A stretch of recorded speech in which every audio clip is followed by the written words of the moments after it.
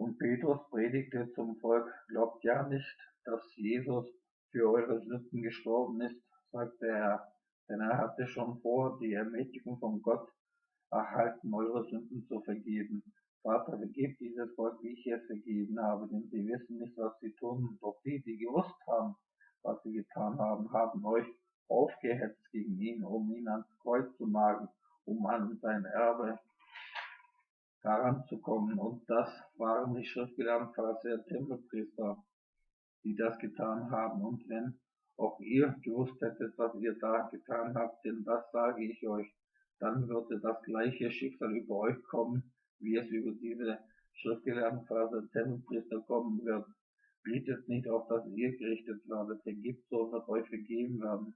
Denn wer sich selbst erhöht und richtet, wie es die Schriftgelehrten, Pharisäer, Tempelpriester mit Jesus gemacht haben, ihn erniedrigt haben, so wird er erhöht und verherrlicht werden über seine Feinde gemeinsam mit Jesus, indem Gott sagen wird: Setze du auch an meiner Rechten, mein Sohn, ich werde deine Feinde abstrafen und vor deine Schemel deiner Füße hinwerfen. Darum erniedrigt euch und sagt: Vater, vergib mir meine Schuld, wie auch ich die Schuld meiner Feinde, die aus Unwissenheit mir Unrecht tun, vergebe.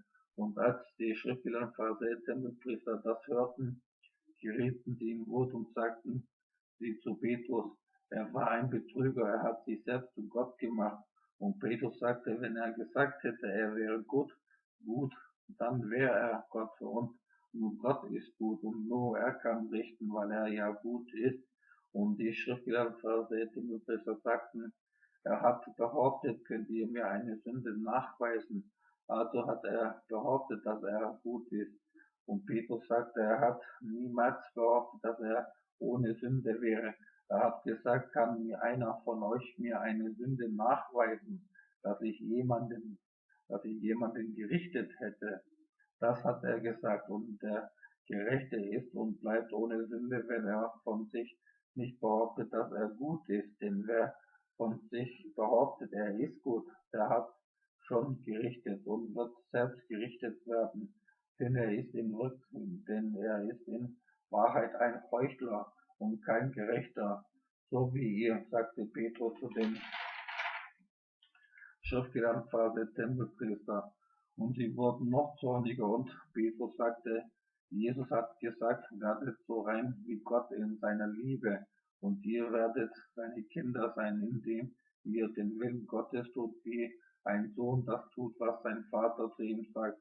Und er hat gesagt: Wer täglich das lebendige Brot Gottes isst, der wird nicht sterben und nicht hungern. Und wer von seinem Brot nicht isst, so wird er das Brot des Bösen essen, wie ihr es tut in eurem Herzen, sagte er zu den Schriftgelehrten, Pharisäer, Tempelpriester. Und abermals erzürnten sie sich über ihn, und Petrus sagte zu ihnen: Euer Hass, euer Zorn zeugt von eurem Herzen, dass sie gesättigt sind vom Brot des Bösen, voller Habgier, voller Niedertracht, Neid und Zwietracht, verleugnerisch, gotteslästerlich, dem Bösen zugeneigt, dem Guten verhasst. Euch wird es so ergehen wie eure Väter, die nicht von Moses das lebendige Brot vom Himmel verlangt haben für ihre Herzen, sondern das Brot für ihre Bäuche haben sie verlangt, und ihre Herzen waren genau wie eure gesättigt vom Brot des Bösen, und sie sind gestorben, und für sie gibt es keine Auferstehung zum ewigen Leben. Und das wisst ihr, Heuchler, und ihr wisst auch, dass es nur eine Auferstehung für euch gibt, dass die Auferstehung für das ewige Höllenfeuer. Und sie wurden noch mehr zornig über ihn, doch sie wussten, wenn sie ihren Mund auftun würden, dass das Volk sie töten würde, und sie schlichen sich wie Schlangen weg, und sie wussten, dass Gott ihre Köpfe zertreten wird.